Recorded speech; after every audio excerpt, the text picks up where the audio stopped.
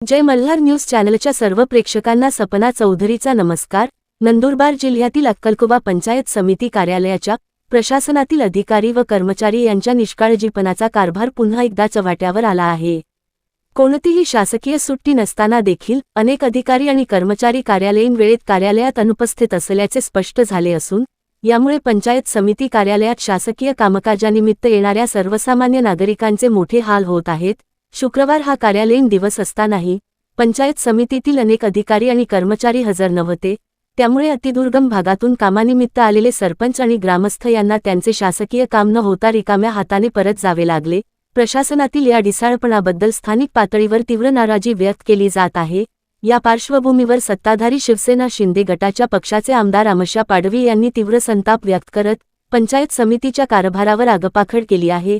दररोजच मोठे अधिकारी गैरहजर असतील तर जनसामान्यांची कामे वेळेवर कशी पूर्ण होणार, असा सवाल त्यांनी उपस्थित केला। जोपर्यंत सर्व अनुपस्थित अधिकाऱ्यांची चौकशी होऊन त्यांच्यावर ठोस कारवाई होत नाही तोपर्यंत आपण शांत बसणार नसल्याचा इशारा आमदार आमशा पाडवी यांनी दिला आहे। तसेच या सर्व प्रकरणाची तक्रार ते मुख्यमंत्री देवेंद्र फडणवीस यांच्याकडे करणार असल्याचेही त्यांनी स्पष्ट केले आहे। सपना चौधरी, जय मल्हार न्यूज, नंदुरबार। आज अक्कलकोवा तालुक्यामध्ये 3 वाजता आमचे सरपंच गेले असताना अक्कलकोवा तालुक्याच्या पंचायत समितीचा जो व्हिडिओ आहे, व्हिडिओपासून सगळे कर्मचारी हे एक बी टेबलवर हजर नाही, म्हणून असे जर बेजबाबदारीपणे राहणारे जे अधिकारी आहे, व्हिडिओपासून सगळे कर्मचारी पंचायत समितीच्या यांना ताबडतोब सीओच्या चौकशी करून निलंबित करायला पाहिजे आणि यांची तक्रार या महाराष्ट्र राज्याच्या मुख्यमंत्रीकडे करणार आहे।